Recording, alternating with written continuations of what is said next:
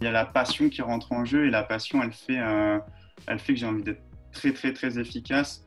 En fait, disons, pour quelqu'un qui me suit sur mes pages, il peut croire que je pars en voyage, je fais un article, je fais quelques photos et ça s'arrête là. Mais dans ma tête, j'ai 10 ans de prévu. Je sais déjà mon business model, donc quel produit je vais sortir, comment je vais en vivre, comment je vais commencer à faire des conférences, quelles sont les étapes pour commencer à devenir conférencier.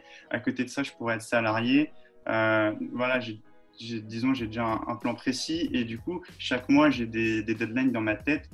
Là, pendant le confinement, j'ai commencé à écrire un livre sur mon voyage dans le désert. Là, disons, j'aimerais bien commencer à le publier l'année prochaine.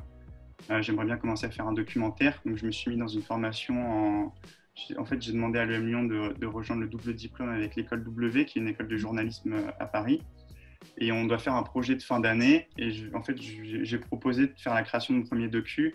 Donc maintenant, j'essaie de faire entrer ma passion dans mon cursus et de faire en sorte que mes travaux d'école, ça devienne par exemple, des articles ou un docu. Et voilà, et disons, c'est millimétré, j'essaie d'être précis. En fait, j'essaie de développer cette passion d'exploration, mais vraiment avec l'esprit d'un entrepreneur. Entrepreneur, tous les gens qui créent une entreprise.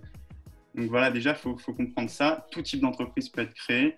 Ensuite, je dirais qu'il faut bien définir son projet. Moi, par exemple, quand j'ai commencé dans mes aventures, je n'arrivais pas à définir mon projet, je n'arrivais pas à comprendre que ça pouvait être un projet professionnel. Du coup, je parlais de ça en tant que passion et on me disait toujours, OK, c'est bien tes hobbies, mais à un moment, il va falloir trouver un métier. Et le jour où j'ai commencé à définir mieux mon projet, en disant, OK, je vais devenir gérant d'une PME qui fait des projets et les convertit en produits et services, et en disant, voilà, en définissant mieux comment je vais le faire, qu'est-ce que je veux faire, quelles pourraient être mes sources de revenus, on a commencé à me prendre beaucoup plus au sérieux. Donc déjà, ça a été une grosse étape pour moi. Quand je le présente comme ça, tout de suite, on a beaucoup plus envie de me prendre pour une intervention face à des étudiants que si je dis simplement, voilà, moi j'ai une passion, j'aime voyager et je vais vous en parler. Donc je dirais élargir un peu son spectre et ensuite bien définir ce qu'on veut faire. Si on veut faire de la chanson, par exemple, on peut se dire, OK, je veux devenir entrepreneur, être auto-entrepreneur, créer mes produits.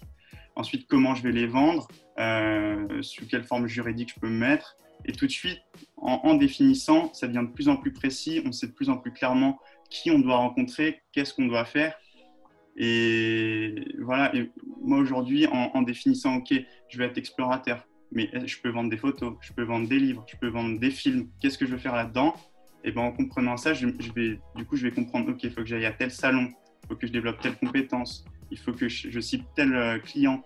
Et donc tout de suite, on devient vraiment comme un faisceau lumineux qui se resserre et qui devient de plus en plus précis pour atteindre son client et son objectif.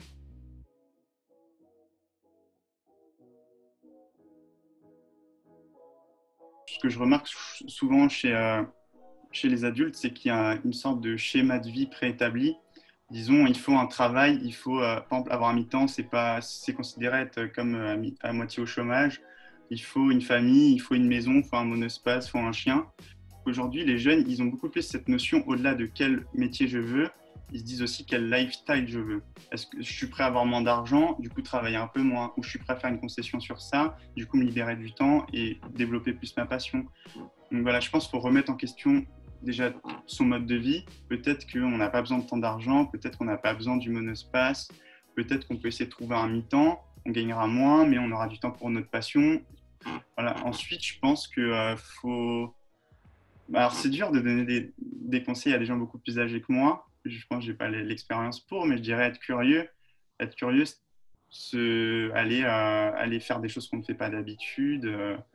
Lisez, écrivez. Enfin, aujourd'hui, je pense que les gens qui sont lancés dans leur carrière, qui sont nés à une époque où il n'y avait pas forcément Internet, ils ne se rendent pas compte qu'aujourd'hui, en fait, toute compétence peut être partagée sur les réseaux sociaux. Aujourd'hui, on peut se mettre à l'écriture et devenir écrivain. Et même si on n'est pas publié par des grandes maisons d'édition, on peut s'auto-publier à son compte, vendre ses livres sur Amazon.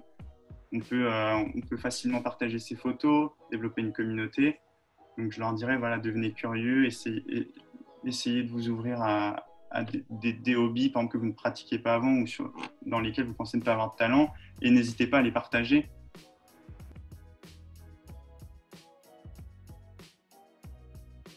Merci Thomas pour ce magnifique partage et bon vent pour tes prochaines aventures.